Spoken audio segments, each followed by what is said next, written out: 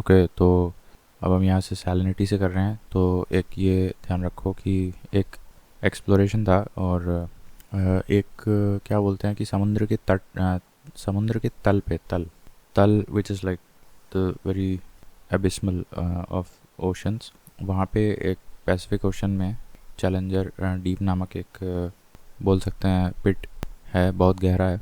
So during the exploration of that challenger deep in 1884 it was discovered that there are 27 types of salts in the sea, of which 7 are important.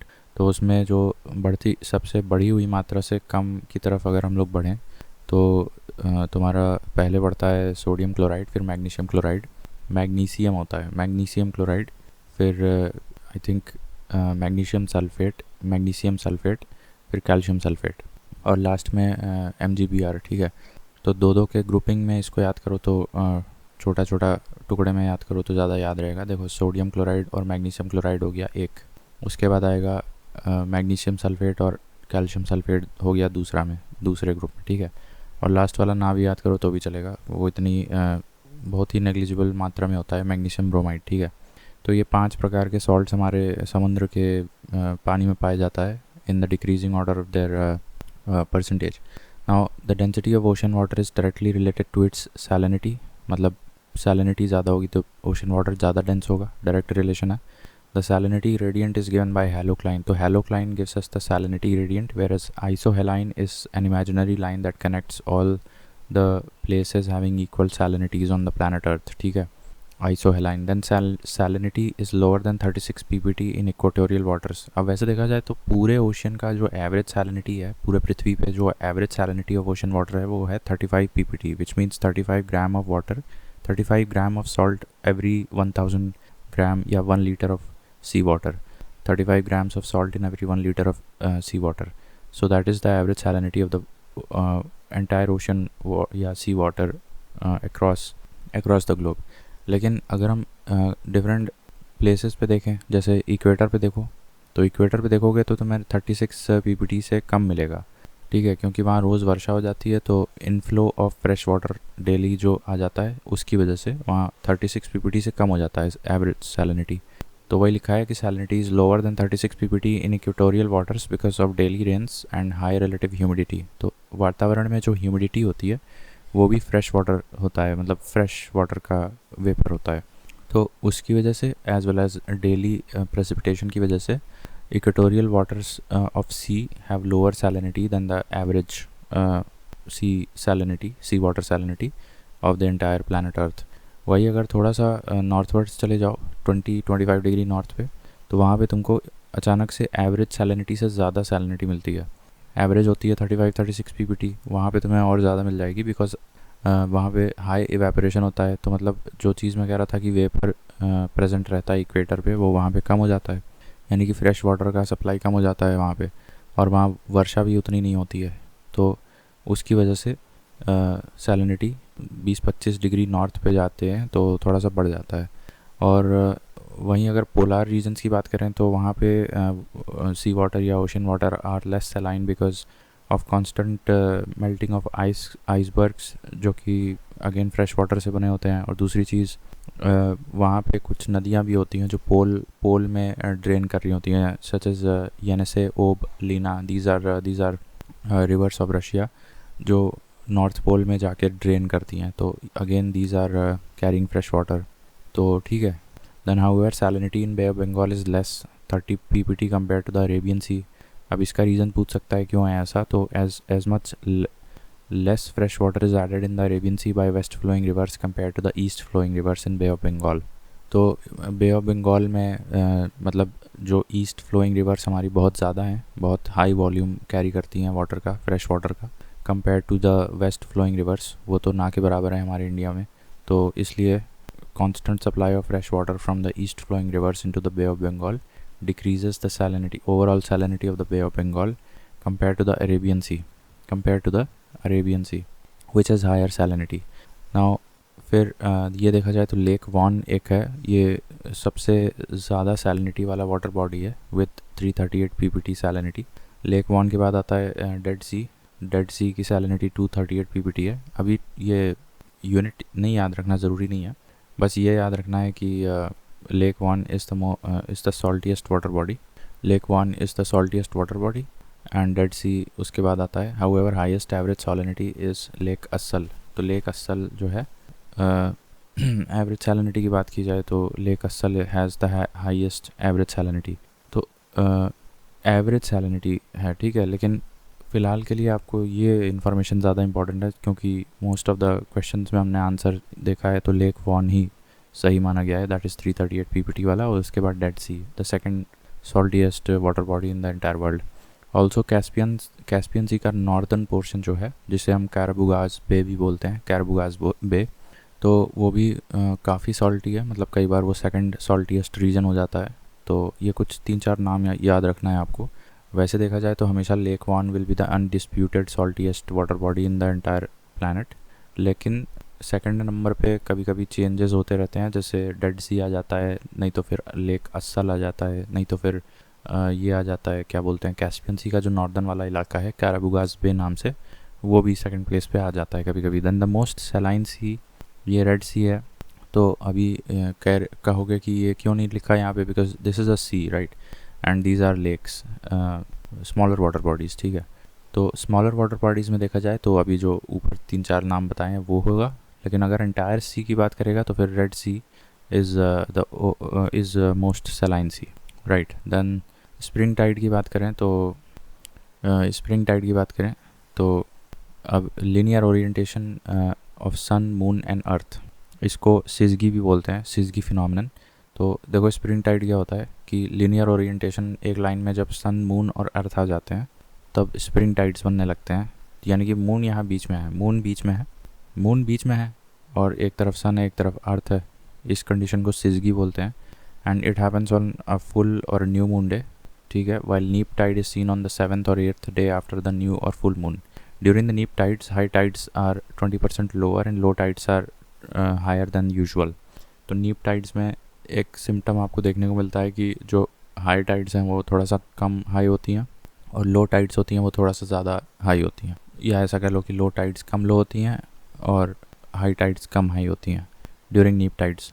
तो spring tides का मैंने बता रहे थे कि new moon और spring Tide कब होती है, जब सन मून और अर्थ एक लाइन में आ जाता है, उसको सिजगी कंडीशन बोलते हैं। और ये कब होता है, जब फुल मून होता है या फिर न्यू मून होता है, ठीक है। वेराज नीप टाइड की बात करें तो फुल मून या न्यू मून पे स्प्रिंग टाइड होता है, उसके 7वें या 8वें दिन नीप टाइड हो जाता है। नीप टाइड में हायर टाइड्स 20% लेस हाई होती हैं और लोअर टाइड्स कुछ हद तक कम क्या बोलते हैं, थोड़ा सा हाई होती है, मतलब दोनों में कमी हो जाती है। अगर हाई प्रीवियसली एक सर्टेन हाई टाइड एक लेवल ऑफ हाइट तक उठ रही थी तो वो कम हाइट तक उठेगी, फिर इवन द लोअर टाइड्स में भी जो लोएस्ट होगा उतना अचीव नहीं होगा, इसका मतलब लो टाइड्स थोड़ा सा हाई हो जाएंगी, तो दोनों के मैग्नीट्यूड में गिरावट होगी, ठीक है, बस। The effect of moon on the tidal forces of our planet is 2.17 times more than the sun. आप देख लो, ये काफ़ी स्ट्राइकिंग पॉइंट है कि जब स्प्रिंग टाइड बनती है, सन मून और अर्थ एक लाइन में आ जाता है, तो यूजुअली ये लगना चाहिए कि सन चूँकि लार्जर बॉडी है तो ज़्यादा ग्रेविटी होना चाहिए, एक्सर्ट करना चाहिए, ज़्यादा पॉजिटिव फैक्टर ऑफ सन ज़्यादा होना चाहिए on the spring tide, whereas the reality is कि moon exerts a larger tidal force compared to the sun, and that is 2.17 times more than sun's tidal force. Moving on, Southampton एक जगह का नाम है England में। यहाँ पे प्रतिदिन 4 टाइड्स आती हैं, प्रतिदिन, Southampton in England, 2 from North Sea and 2 from English Channel, ठीक है। तो ठीक है, 2 from North Sea and 2 from English Channel. अभी वैसे ये बताना मैं भूल गया कि factors that actually cause tide to form, तो ये होता है ये तो जब तीनों एक साथ आ जाते हैं लाइन में, उसके बाद रोटेशन ऑफ अर्थ, ये भी एक फैक्टर होता है, सेंट्रीफ्यूगल भी होता है, सेंट्रीपेटल भी होता है, ठीक है, और बाकी अपनी अपनी बॉडीज़ की जो ग्रेविटी होती है वो तो होता ही है, बाकी सेंट्रीफ्यूगल सेंट्रीपेटल फोर्स भी होता है और रोटेशन ऑफ अर्थ भी होता है। और ये देख लो कि एक 24 आवर्स 50 मिनट्स के इंटरवल में in a time interval of 24 hours 50 minutes we get to see 2 high tides and 2 low tides, 2 high tides and 2 low tides 24 घंटे 50 मिनट में, ठीक है। इसके अलावा ये मैं बता रहा था, Southampton in England is a place which experiences 4 tides प्रतिदिन, 2 from North Sea side and 2 from the English Channel side. Then अब ये कुछ ट्रेंचेस हैं, ये जो मैं अभी बता रहा था चैलेंजर डीप 1884 में डिस्कवर किया गया था, जिसकी वजह से फिर हमें 7 टाइप्स ऑफ सॉल्ट्स पता चले थे। तो challenger deep is sort of a trench, oceanic trench, ठीक है। तो उसका जो टेक्निकल टर्म है it is called a trench. तो अब नॉर्थ पैसिफिक ओशन में ट्रेंचेस देखेंगे, फिर साउथ पैसिफिक में देखेंगे, ठीक है। उसके बाद नॉर्थ अटलांटिक में देखेंगे, साउथ अटलांटिक में देखेंगे, फिर इंडियन ओशन में देखेंगे। तो let's start with Indian ocean first. देखो ये दियामंतीना एक नामक ट्रेंच है, मतलब इंडियन ओशन में है। Then Java trench also known as Sunda trench near Sumatra. अब ये सुंडा स्ट्रेट के आसपास आपको मिल जाएगा सुंडा ट्रेंच, ठीक है, क्योंकि सुमात्रा और जावा के बीच जो स्ट्रेट पड़ती है दैट इज़ कॉल्ड एज सुंडा स्ट्रेट, तो वहीं पे तुम्हारा सुंडा ट्रेंच भी मिल जाएगा। और दूसरा Diamantina, not Diamantina is another trench found in Indian ocean. फिर नॉर्थ अटलांटिक में और एक साउथ अटलांटिक में, देखो ये नॉर्थ अटलांटिक में Puerto Rico is the deepest trench in the North Atlantic ocean, and South Atlantic में आपका सैंडविच हो जाएगा, सैंडविच ट्रेंच। उसके बाद नॉर्थ पैसिफिक में कई सारे हैं, और साउथ पैसिफिक में भी देख लो, ये टोंगा है, कर्माडेक है और अटाकामा है, ठीक है। टोंगा ट्रेंच, टोंगा अटाकामा और कर्माडेक, ये साउथ पैसिफिक में ट्रेंचेस हैं, ठीक है जी, साउथ पैसिफिक में ट्रेंचेस हैं। देन नॉर्थ पैसिफिक की बात करें तो ये मैरियाना ट्रेंच है, ये 11,033 मीटर्स, यानी माउंट एवरेस्ट से भी ऊंचा गहरा ट्रेंच है ये, और इसी को हम लोग एक तरह से चैलेंजर डीप भी बोलते हैं, Challenger trench, and it was discovered in 1948। तो how come you have written this 1884 over here, ये कैसे लिख दिया चैलेंजर डीप इन 1884? अच्छा, तो उस समय अटेम्प्ट किया गया होगा, maybe the first attempt was taken in 1884, however it was discovered in 1948। Then Kuril, Aleutian और जापान, क्यूराइल, एल्यूशियन और जापान। अब ये लोकेशंस देखना ज़रूरी हैं बिकॉज तभी समझ में आएगा। देखो टोंगा, कर्माडेक और अटाकामा, और यहाँ पे क्यूराइल, एल्यूशियन और जापान, ये जो ट्रेंचेस हैं including the Mariana trench which is also known as Challenger. तो ये मेनली यही पूछे जाते हैं एग्ज़ाम्स में। तो जो तुम्हारा टोंगा, क्यूराइल और अटाकामा ट्रेंचेस हैं they are in the southern Pacific Ocean, whereas northern Pacific Ocean का बताएं तो इट इज़ एल्यूशियन है, और एल्यूशियन के बाद क्यूराइल है और जापान है, जापान है और मारियाना ट्रेंच है, ठीक है। तो इसको देखना पड़ेगा तभी याद रहेगा। अब यहाँ पे जैसे हम लिखें कि नॉर्दर्न पैसिफिक ओशन का अगर हम लोग ट्रेंचेस देख लें तो एल्यूशियन ट्रेंच से अगर हम लोग स्टार्ट करते हैं, एल्यूशियन ट्रेंच अगर हम लोग मैप में देखने की कोशिश करें तो देखो यहाँ दिखाई पड़ेगा, ये कभी यहाँ पे पड़ रहा है, इसका थोड़ा जूम आउट करके देखो तो ये एल्यूशियन ट्रेंच है, और दिस इज़ ये इंटरनेशनल डेट लाइन जा रही है, और यहाँ पे ये रशिया का, मतलब रशिया ख़त्म हो रहा है और इधर यूएस स्टार्ट हो रहा है। तो यहाँ पे बेरिंग सी में तुम्हारा पड़ता है ये, अरे इधर आओ भाई, कहाँ चला जा रहा है ये, देखो अब ये एल्यूशियन ट्रेंच है। तो ये एल्यूशियन ट्रेंच, अब the important thing is you have to identify which ocean is this. तो this is North Pacific ocean, ठीक है, and this is southern Pacific ocean.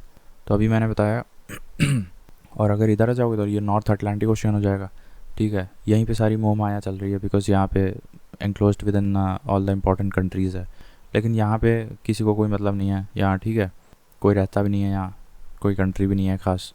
तो जहाँ पे ऐसे याद करने का ट्रिक बना लो जहाँ पे कोई नहीं रहता है, डेसोलेट है एकदम, अबैंडन्ड एरिया, ओशियन ही ओशियन है या फिर बर्फ़ ही बर्फ़ है, तो वहाँ पे एल्यूशियन ट्रेंच जाएगा। तो ये देख लो यहाँ पे, वहाँ पे इनफैक्ट ये सारे ट्रेंचेस चले जाएंगे, चैलेंजर डीप, मैरियाना 11,033 मीटर्स वाला चैलेंजर डीप हो गया, एल्यूशियन हो गया, जापान ट्रेंच हो गया, और ये क्यूराइल ट्रेंच हो गया, ठीक है। तो ये सारे दुर्गम वाले हैं, ठीक है, दुर्गम ट्रेंच एकदम जहाँ पे कुछ नहीं है, that is North Pacific ocean. Southern Pacific ocean की बात करें तो ये कुछ नाम जैसे टोंगा है और कर्माडिक है। टोंगा कर्माडिक तो याद होना ही चाहिए, और अटाकामा, तो ये भी देख लो एक बार। सदर्न पैसिफिक ओशन में बता रहा है यहाँ टोंगा, कर्माडिक और अटाकामा। अब तुम्हें पता है कि यहाँ कहीं अटाकामा डेजर्ट पड़ा था ना, अटाकामा डेजर्ट यहीं ये यहाँ पे है, और नीचे तुम्हारा वो पैटागोनिया डेजर्ट पड़ता है। तो यहाँ पे एक ट्रेंच पड़ रही है, अटाकामा के पास ही पड़ती होगी सदर्न पैसिफिक ओशन में, इसीलिए उसका नाम पड़ गया।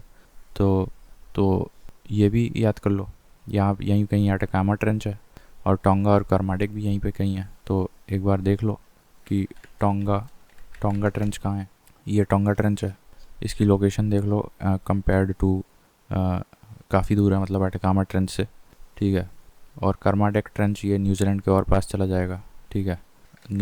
अरे यार क्या लिख रहे हो, कर्माडिक ट्रेंच ये कहाँ पड़ रहा है, देखो कंट्री न्यूजीलैंड के पास है, ठीक है। तो कुल मिला के ये सदर्न पैसिफिक ओशन में ही है। और बेसिकली आप ऐसे याद रख सकते हो कि टोंगा, कर्माडिक और अटाकामा ये वाले ट्रेंचेस तुम्हारे इस रीजन में पड़ रहे हैं, इस रीजन में। हालांकि दुर्गम क्षेत्र ये भी है, ठीक है, लेकिन बस डिफरेंस यही है कि ये सदर्न पार्ट ऑफ दैट दुर्गम क्षेत्र है, जहाँ पे हमने अभी पढ़ा था एल्यूशियन, क्यूराइल, चैलेंजर, मरियाना और जापान ट्रेंच। ये सारे तुम्हारे दुर्गम क्षेत्र में थे, जो कि नॉर्दर्न हिस्सा था उसमें थे। तो इस तरह से आप पैसिफिक ओशन और अटलांटिक ओशन के ट्रेंचेस को डिफ्रेंशिएट करने में आसान रहेगा। तो फिर से एक बार बता रहे हैं, सदर्न अटलांटिक ओशन में सैंडविच ट्रेंच है, नॉर्थ अटलांटिक ट्रेंच में तुम्हारा प्यूर्तो रिको डीपेस्ट है, पुर्तो रिको ट्रेंच है, ठीक है, वही कैरिबियन के आसपास होगा। और इंडियन ओशन में दियामंतीना है, और दियामंतीना के अलावा एक और था कोई, दैट इज़ सुंदा ट्रेंच, ठीक है जी, सुंदा ट्रेंच। तो ये हो गए। और फिर आता है जो जहाँ से मेन क्वेश्चंस बनते हैं, तो नॉर्थ पैसिफिक ओशन में तुम्हारे हो गया जापान, हो गया क्यूराइल, हो गया एल्यूशियन, हो गया अटाकामा ट्रेंच हो गया। फिर सदर्न पैसिफिक ओशन में यानी कि न्यूजीलैंड के पास तुम्हारा अटाकामा ट्रेंच हो गया, और टोंगा हो गया, और कर्माडिक, ये सारे हो गए, ठीक है। इसके अलावा एक मोलॉय डीप है। Molloy deep is the deepest trench in the Arctic ocean के आसपास होगा, ठीक है। Ancient name of Tigris Euphrates दजला फरात। दजला फरात क्या है, टिग्रिस यूफ्रेट नदी का एंशिएंट नेम है। और एशिया की लॉन्गेस्ट रिवर की बात करें तो ये 6300 किलोमीटर, ये यांगसे नदी है। It drains into the Pacific Ocean में ये ड्रेन करती है। और मेकोंग नदी drains into the South China Sea and passes through my Tibetan Chinese LCD TV। अब ये निमोनिक बना रखे हैं, मतलब मेकोंग नदी जो है, मेकोंग नदी जो साउथ चाइना सी में ड्रेन कर रही है, it passes through these countries, that is my Tibetan Chinese LCD TV। तो इसमें जो कैपिटल लेटर से लिखे हुए हैं वही सारे कंट्रीज़ आपको याद रखना है। तो तिब्बत चाइनीज़ तो यही हो गया, M से म्यांमार हो गया, तो म्यांमार तिब्बत चाइनीज़ तो हो गया। उसके बाद LC तो दैट इज़ लाओस, कैम्बोडिया और TV थाईलैंड और वियतनाम। तो TV से हो गया थाईलैंड और वियतनाम, और LC से हो गया लाओस और Cambodia. Now Mekong is the longest river in the south east Asia. तो ठीक है, माई तिब्बतन चाइनीज़ LCD TV, जिसमें कि LCD में केवल L और C कैपिटल लेटर्स में है, तो वो हो गया मेकोंग रिवर। फिर यांगसे रिवर का बताएं तो that is the longest river in entire Asia, 6300 kilometres long, and it drains into the Pacific ocean. फिर ये है तुम्हारा टिग्रिस यूफ्रेटिस दजला फरात, एंशंट नेम है उसका दजला फरात। Then Molloy deep is the deepest trench in Arctic. Molloy deep is the deepest trench in Arctic, ठीक है। तो ये हो गया, मेकोंग हमने पढ़ लिया, माई तिब्बतन चाइनीज़ LCD TV, जिसमें LC कैपिटल है, D नहीं है। तो म्यांमार हो गया, तिब्बत हो गया, चाइना हो गया, लाओस, कैम्बोडिया हो गया, और TV से हो गया थाईलैंड और Vietnam. Then Mekong is the longest river of South east Asia, और Yangtze is the longest river in Asia, 6300 kilometres. Mekong South east Asia में है, ठीक है। Yangtze drains in Pacific ocean, और टिग्रिस यूफ्रेटिस का ancient name दजला फरात था, and Molloy deep is the deepest trench in Arctic. Now Salween is also a river in Tibet. Salween is also another river in Tibet, and it drains into the Andaman sea. और एक चीज़ important है, Salween makes border between Myanmar and Thailand. It makes border between Myanmar and Thailand. तो Myanmar और Thailand के बीच border बना रहा है ये। आप साल्विन नदी देखो, साल्विन रिवर को जब देखेंगे साल्विन रिवर को तो ये देखो यहाँ पे फ्लो हो रही है। कहाँ है इसका नाम, शायद ये अलग है म्यांमार में। तो म्यांमार और थाईलैंड के बीच ये बॉर्डर बना रहा है। तो बेसिकली इस तरह से ये बहती होगी। ये जहाँ ये क्या लिखा है, चंग माई यहीं से बहती होगी, चियांग माई, ठीक है। तो म्यांमार और थाईलैंड के बीच बॉर्डर बनाने वाली नदी कौन सी है, साल्विन नदी है, साल्विन नदी। तो वही चीज़ यहाँ लिखा है। और इर्रावडी को बोल रहे हैं लाइफ लाइन ऑफ म्यांमार, ठीक है। तो साल्विन ड्रेन्स इनटू अंडमान सी, एक पॉइंट साल्विन के साथ 2 पॉइंट जाएगा, एक तो म्यांमार थाईलैंड में बॉर्डर बनाएगा और अंडमान सी में ड्रेन करेगा। Whereas Irrawaddy is called as the life line of Myanmar, ठीक है। फिर अमूर नदी, अमूर के बारे में देखो क्या है कि it makes border between north east China and Russia. अब अमूर अगर देखो north east China and Russia, तो ये बॉर्डर देख रहे हो, तो एक तरह से थोड़ा सा बॉर्डर बना देता है। ये नदी अमूर होगी, हाँ देखो ये लिखा हुआ है अमूर नदी। तो it makes border between north east China and Russia. ये वाला हिस्सा देख रहे हो, ये हिस्सा तो नॉर्थ ईस्ट चाइना और रशिया में बॉर्डर बना रही है अमूर नदी। देन हुआंग हो की बात करें तो ये नॉर्दर्न चाइना में है और यहाँ पे birth place of ancient Chinese civilization and this is also known as yellow river, ठीक है। हुआंग हो को येलो रिवर भी बोलते हैं और बहुत पुरानी नदी है। एंशिएंट सिविलाइजेशन चाइनीज़ यहीं पे इस्टेब्लिश हुई थी, इसको येलो रिवर भी बोलते हैं, ठीक है।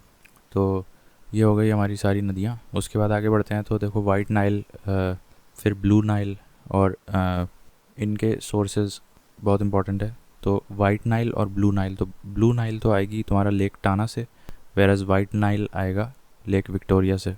देन रिवर नाइजर की बात करें तो ये फोटा जलॉन प्लेटू जो है, फोटा जलॉन प्लेटू, वहाँ से इसका ओरिजिन होता है and it drains into the Gulf of Guinea which is a part of the Atlantic ocean, ठीक है।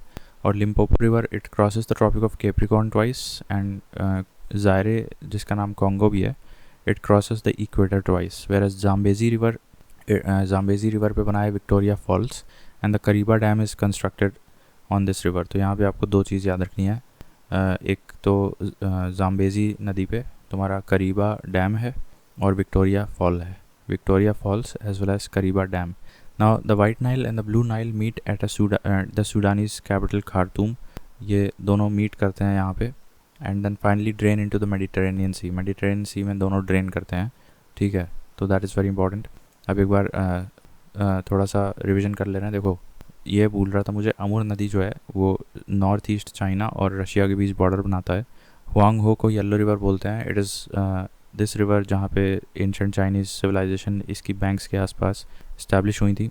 उसके बाद इर्रावडी को हम लोग लाइफ लाइन ऑफ म्यांमार बोलते हैं और साल्विन अंडमान सी में ड्रेन करती है and Salween makes border between Myanmar and Thailand. Then Mekong river का कौन से कंट्री से पास होता है, तो firstly Mekong is the longest river of South east Asia और माए तिब्बतन चाइनीज़ LCD-TV, तो माए से म्यांमार, तिब्बतन से तिब्बत, चाइनी से चाइना, LC से हो गया लाओस कैम्बोडिया और TV से हो गया थाईलैंड और वियतनाम।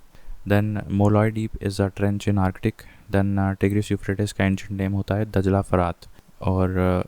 और यांगत्से रिवर जो होती है which drains into the Pacific, it is the longest river of Asia, 6300 kilometres long होता है। फिर यहाँ हमने बताया था कि वाइट नाइल और Blue Nile, so Blue Nile lake Tana से आता है और वाइट नाइल लेक विक्टोरिया से ओरिजिन होता है। उसके बाद Congo is equal to Zaire, और जो कि ओरिजिन होता है जहाँ, नहीं कॉन्गो इक्वल टू ज़ायरे तो ठीक है, लेकिन this river crosses equator twice, whereas Limpopo crosses Tropic of Capricorn twice and Zambezi नदी पे तुम्हारा करीबा डैम है और विक्टोरिया फॉल है। और एक रह गई रिवर नाइजर। तो नाइजर नदी तुम्हारा ये ओरिजिन जो है फोटा जलॉन प्लेटू, ये तुम्हारा नाइजर के का ओरिजिन है and finally drains into the Gulf of Guinea which is a part of Atlantic ocean.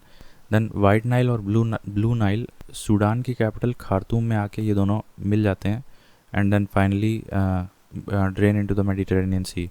इसके बाद ये कुछ नदियां हैं, जैसे ट्रिब्यूटरी है क्या, Saint Lawrence, Yukon, Mississippi, Missouri, Colorado, Mackenzie, Columbia, Hudson, and Nelson Fraser, ठीक है। तो हाँ, ये ट्रिब्यूटरीज़ हैं। सो सेंट लॉरेंस की ट्रिब्यूटरी यूकॉन है। माइक हिल गया थोड़ा सा माइक, ठीक है। Saint Lawrence, so Saint Lawrence का जो ट्रिब्यूटरी है यूकॉन है। Mississippi, Missouri, Colorado Mackenzie, Columbia नदी हडसन एंड नेल्सन नदी फ्रेज़र, ठीक है।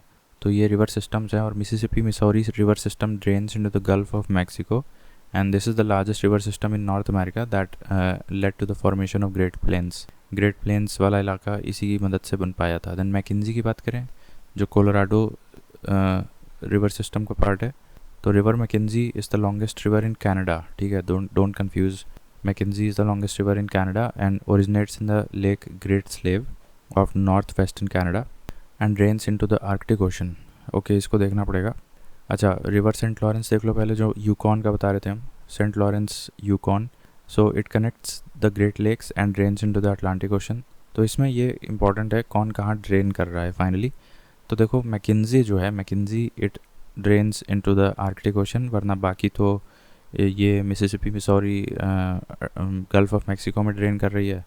और रिवर सेंट लॉरेंस ये ड्रेन कर रहा है तुम्हारा अटलांटिक ओशन में। केवल एक मैकेंजी है जो कि नॉर्थ वेस्टर्न कनाडा का ग्रेट स्लेव लेक से ओरिजिन होती है और finally drains into the Arctic ocean. फिर रियो ग्रांडे तो हमें पता है ये it forms the border between USA and Mexico.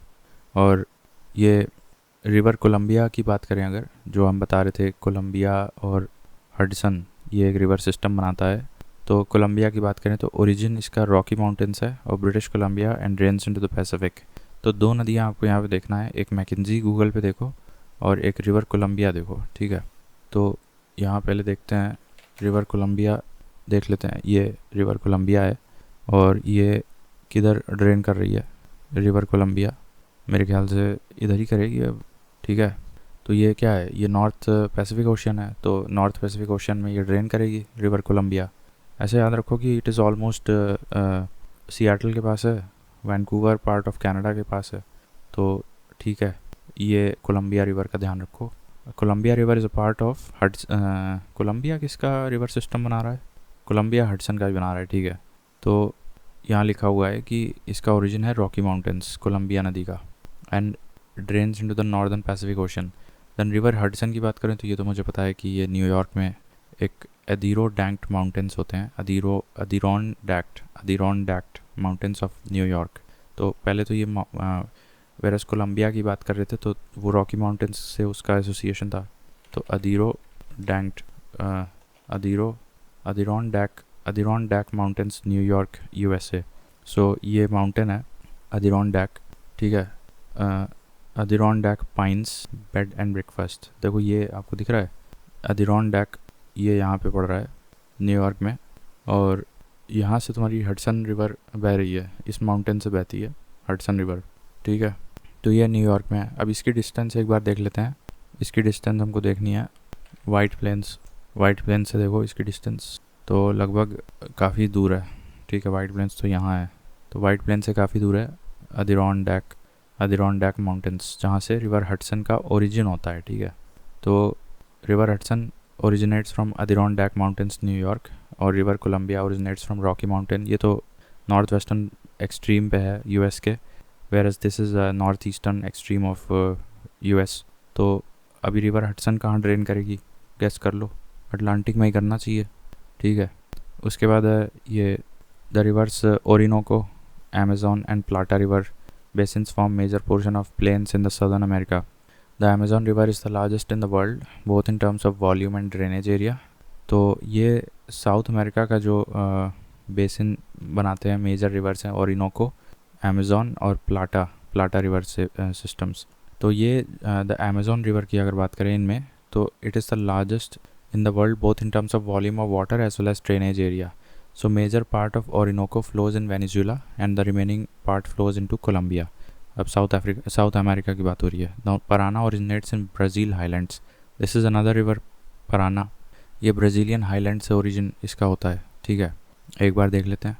तो ये क्या हो गया, हाँ रिवर पराना देख लो, रिवर पराना। तो रिवर पराना ये ब्राज़ीलियन हाईलैंड से बता रहे हैं इसका ओरिजिन होता है। तो समवेयर ये यहाँ पे कहीं होगा ब्राज़ीलियन हाईलैंड्स, वहाँ से ये ओरिजिन है रिवर पराना का, ठीक है। I think it forms borders as well.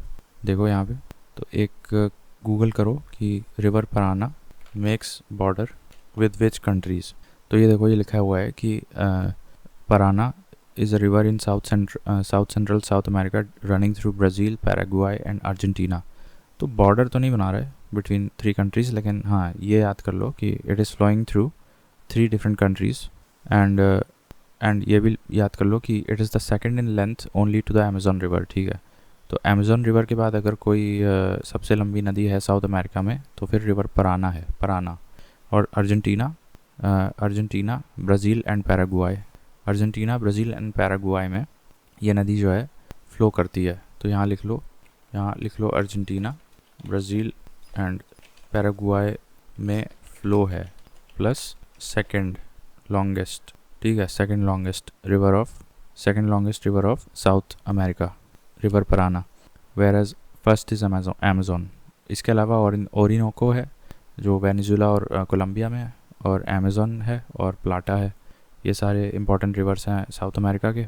इसके अलावा एक ये पॉइंट है कि 5 longest river systems in the entire world. तो रिवर नाइल है, उसके बाद रिवर अमेज़न है। अब देखो अमेज़न से भी बड़ा यहाँ लिखा हुआ है the Amazon river is the largest in the world both in terms of volume and drainage area, लेकिन यहाँ पे लिखा हुआ है कि 5 longest river systems in the world. तो ये लॉन्गेस्ट अगर सिर्फ लेंथ की बात करें तो नाइल आगे चला जाएगा, लेकिन अगर volume of water as well as drainage area covered उनकी बात करें तो फिर Amazon is at the top. तो अमेज़न किन 2 चीज़ों में टॉप पे है, area as well as volume of water. लेकिन लेंथ की बात करें तो Nile is the longest river in the world. अब आप इसको एक बार कंफर्म कर लेते हैं। तो which is the longest river in the world, देखो नाइल रिवर है, ठीक है। तो नाइल के बाद ऑफ कोर्स अमेज़न आ जाएगा, उसके बाद यांगत्से रिवर आ जाएगा, ये एशिया की सबसे लंबी नदी है। फिर मिसिसिपी मिसौरी आ जाएगा, ठीक है। तो इसका निमोनिक ऑलरेडी बन रखा है NAYM। सो नाइल अमेज़न। तो नाइल हो गया तुम्हारा कहाँ, नाइल तो तुम्हारा अफ्रीका में हो गया, फिर अमेज़न हो गया साउथ अमेरिका में हो गया, ठीक है। फिर ये तुम्हारा यांगत्से हो गया चाइना में, मतलब एशिया में, और finally Mississippi and Missouri north America में हो गया। तो 4 डिफरेंट कॉन्टिनेंट्स में ये top 4 longest river systems in the world located हैं। और लास्टली ये एक है, बट इसको छोड़ दो, Yenisei Angara and Selenga. Yenisei अंगारा सेलेंगा ये 5th लॉन्गेस्ट रिवर सिस्टम है in the entire world, Yenisei Angara and Selenga. Then ये मुराय डार्लिंग ये रिवर है, important river systems of Australia है, ठीक है। Then Tartary strait, it is between sea of Okhotsk and sea of Japan और between Asian mainland and Sakhalin islands. तो Asian mainland कह लो या और शक्लिन आइलैंड्स के बीच कह लो, या फिर sea of Okhotsk and sea of Japan के बीच कह लो। तो this is called as Tartary strait, ठीक है, Tartary strait. And this is Mahaweli Ganga is the longest river in Sri Lanka, it drains into the bay of Bengal, ठीक है। महावेली गंगा ये कहाँ बहती है, तो श्रीलंका में बहती है। Now tigris rises from Taurus mountains in east Turkey, it is joined by Euphrates in Iraq and finally drains into the Persian gulf, ठीक है, सिंपल है। टिग्रिस नदी ओरिजिनेट्स कहाँ होती है, Taurus mountain of Turkey region, it mixes with Euphrates in Iraq and finally drains into the Persian gulf, ठीक है। Mahaweli Ganga is the longest river of Sri Lanka which drains into the bay of Bengal. Tartary strait is between sea of Okhotsk and sea of Japan, या तो ये कह दो, या फिर Tartary strait is between the Asian mainland and the Sakhalin island, ये कह लो। And Murray Darling are 2 most important river systems in Australia, and 5th longest river system in the world is Yenisei Selenga Angara, somewhere 5,500 kilometers approximately. Then Amu Darya, Sir Darya both originate from different sources and drain into the Aral Sea. So they finally drain into the Aral Sea. Okay, right. Then Volga from Valdai Hills drains into the Caspian Sea. It is the longest river in Europe. Also river Ural drains in the Caspian Sea. तो देखो don't confuse Aral with Ural, ये river Ural होती है, Ural is a river, ठीक है, which drains in the Caspian sea. And longest river of Europe की बताएं तो वोल्गा रिवर होती है which also drains in to the Caspian sea, but Volga river originate from Valdai hills. Now Valdai hills देखना पड़ेगा। और डन्यूबिया और डिनाइपर ये दोनों तो ब्लैक सी में ही ड्रेन करते हैं, ठीक है। Mahaweli Ganga is the longest river of Sri Lanka, it drains into the bay of Bengal. Tartary strait is between sea of Okhotsk and sea of Japan और between Asian mainland and the Sakhalin island, ये कह लो। And Tigris rises from Taurus mountains in east Turkey, it is joined by Euphrates in Iraq and finally drains into the Persian gulf, ठीक है, simple है। Now Danube from Germany is the second longest river after Volga, and it drains into the Black Sea. Now I think Danube originates from Germany and Dnieper originates from Moscow, but both of them drain into the Black Sea. So Danube originates from Germany and Dnieper originates from Moscow, and Volga originates from Valdai Hills and they drain into the Caspian Sea. ठीक है जी. Then Po river ये Italy में बहती है और it finally drains into the Adriatic Sea and it is called Ganga of Italy and it is the longest river in Italy, Po river. Then Tiber is another river which starts from Apennines mountain ranges Italy and drains into the Mediterranean Sea. So Tiber Nadi drains into the Mediterranean Sea, whereas Po river drains into the Adriatic Sea. Mark the difference. Tiber originates from Apennines, whereas Po का तो origin नहीं दिया है, but छोड़ो. तो अब टिबेर का ये देखो, टिबेर एपेनाइन मेडिटेरेनियन रोम, मेरे ख्याल से जो important city of Rome lies on the bank of river Tiber, ये कहना चाह रहे हैं. देन राइन नदी तो बॉन में बहती है जर्मनी में, ये पता है मुझे. Rhine river originate in the Swiss Alps and drains into the North Sea. ठीक है, नॉर्थ सी में ये ड्रेन करता है और स्विस एल्प्स से ओरिजिनेट करता है. देन एब्रो ये स्पेन में बहती है, drains into the Mediterranean sea. And Thames नदी, it is the longest river of England and second longest in UK after Severn. ठीक है, second longest in UK after Severn. So UK की longest नदी कौन सी है? सेवर्न. और second longest Thames. ठीक है, एब्रो नदी स्पेन में है और मेडिटेरेनियन में ड्रेन करती है. राइन नदी बॉन में है और ओरिजिन कहाँ है राइन नदी का? स्विस एल्प्स है. और राइन नदी कहाँ ड्रेन करती है? नॉर्थ सी में करेगी. ठीक है, मतलब गैस कर सकते हो अगर तुम्हें मैप पता है ना कि राइन नदी के आसपास कौन से वाटर बॉडीज़ हैं, ओशियन हैं या सी है, तो बता दोगे कि कहाँ ड्रेन कर रहा है. फिर एब्रो नदी जैसे स्पेन में बह रही है, तो ये कहाँ ड्रेन करेगी? ये मेडिटेरेनियन में करेगी. राइन नदी नॉर्थ सी में करेगी. टेम्स नदी ये लॉन्गेस्ट रिवर ऑफ इंग्लैंड है. टेम्स लॉन्गेस्ट है and second longest in UK after Severn. अच्छा, तो यूके अलग है और इंग्लैंड अलग. अच्छा ठीक है, आप केवल इंग्लैंड का याद रखो. इंग्लैंड में लॉन्गेस्ट रिवर कौन है? टेम्स नदी है. एब्रो नदी मेडिटेरेनियन में ड्रेन करेगी और स्पेन में बहती है. राइन स्विस एल्प से ओरिजिनेट करती है. बॉन is an important city on its bank and Rhine नदी finally drains into the North Sea. फिर टिबेर नदी ये मेडिटेरेनियन में ड्रेन करती है, एपेनाइंस से ओरिजिन करती है. Rome is an important city on its bank. ठीक है, Po river is the longest river of Italy and it drains into Adriatic. अभी डेन्यूब में बताया जर्मनी से और नाइपर मॉस्को से, but both of them drain into the Black Sea. Volga originates from Valdai Hills and drains into Caspian Sea, similar to Ural River. Amu Darya or Sir Darya both finally drain into the Aral Sea, and Tigris originates from Taurus. It meets Euphrates in Iraq, and finally both of them after mixing they drain into the Persian Gulf. ठीक है, तो इतना मैंने बता दिया. अब यही नदियों का थोड़ा सा ये डायग्राम देख लो थोड़ा सा. जैसे ये यनिसे, सेलेंगा, अंगारा, मैंने ये रिवर सिस्टम बताया था ना, ये 5th लॉन्गेस्ट रिवर सिस्टम है. ये देखो ये यहाँ बना हुआ है. फिर ओब, यनिसे और लीना मैंने बताया था पोल में ड्रेन करते हैं. ठीक है, फिर डेन्यूब देख लो. ठीक है, डेन्यूब में ये है ब्लैक सी में जा रहा है. और ये डनाइपर देख लो, तो डनाइपर मॉस्को से आ रहा है. डेन्यूब कहाँ से आ रहा है? जर्मनी से आ रहा है. ठीक है, फिर राइन नदी देख लो. राइन नदी का ओरिजिन है स्विस एल्प्स और ये नॉर्थ सी में ड्रेन कर रहा है.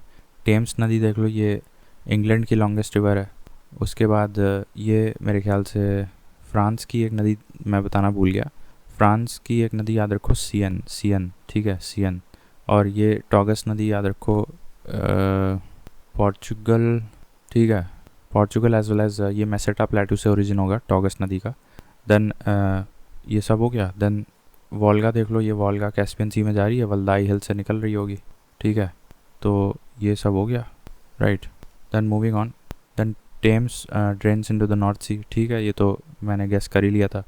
Then Mekong is the longest in the south east Asia and drains into the South China Sea. Now in terms of drainage, Amazon river is the greatest, मैंने बता ही दिया है.